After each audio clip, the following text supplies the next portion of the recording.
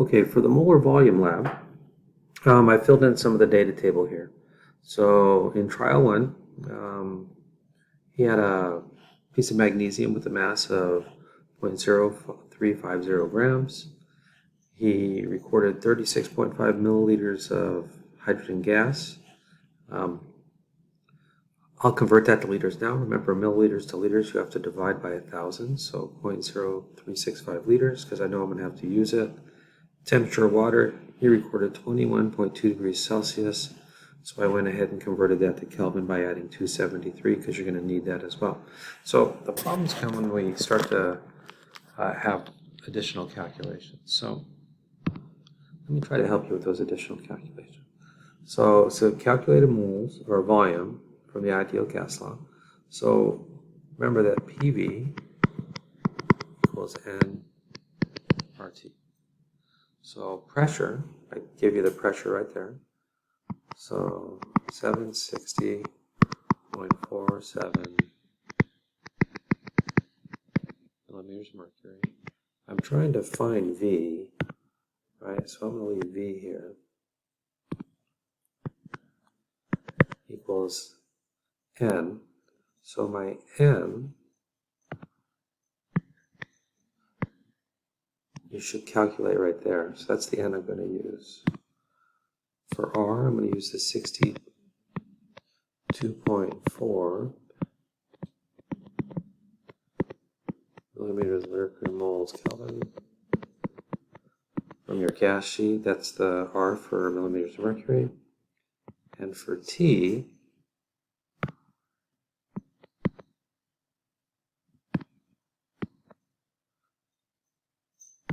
I'm going to use the T right there. So you should be able to do that, and you'll get some value for V. Okay, so you're figuring that out. You have to rearrange the equation to isolate V, and you can do that. All right, so adjusted molar volume. So for adjusted molar volume, I'll put it over here. I'll put that right there so you can see it. All right, so remember, I'm going to use the combined law. So P1 V1 equals P1 V1 over T1 equal P2 V2 over T2. Okay, so my pressure, again, I'm going to use the 760.47. Right, my V1, I'm going to use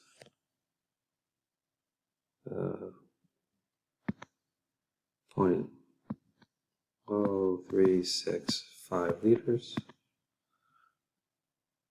and my T1 is the 294.2 Kelvin equals. Then I'm just going to set this to STP. So at STP, I have 7. Oops, that's a really bad writing. I have 760, because that's equal to 1 atmosphere, times V2 I'm trying to find, over 273 Kelvin, because that's the same as 0 degrees Celsius. So here, from here, I'm trying to find V2 another way. Okay? All right. Little help down here. For Avogadro's law, I told you Avogadro's law up top, V1 over N1, V2 over N2. Okay, so I'm adjusting for 1 mole using Avogadro's law. So my V1, again, from up top, is 0.03, doesn't look like a 3 to me, 0.365 liters, right, over my N1, again, which you got right over here, equals V2, which I'm trying to find, over 1 mole.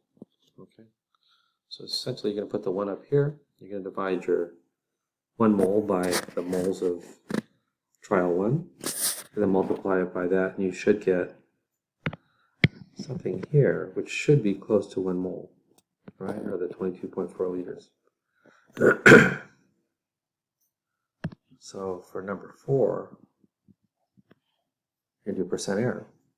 So my accepted value, right, is 22.4 liters minus B2 from right there, divided by 22.4 liters, right? So we have a percent error.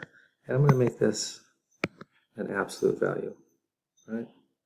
So this is going to equal point something, okay? And that'll be your percent error. So I hope this helps, and I'll talk to you soon. One other thing. Probably should, when you're doing this, use averages.